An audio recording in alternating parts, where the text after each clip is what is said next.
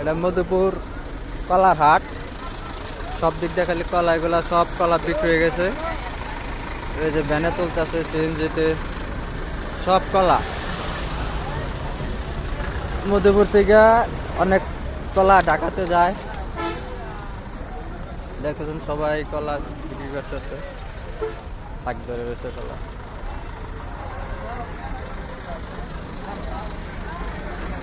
আপনারা যদি কলা কিনতে আসেন তাহলে মধুপুরে আসবেন। টার্গেট করে কলা নিয়ে গেছে, পুরাটাই কলার হাট। এই কলায় থাং বাজার রয়েছে, কলা সেই করতেছে। বড় বড় ট্রাকে সবগুলা কলা ট্রাকে তুলতেছে।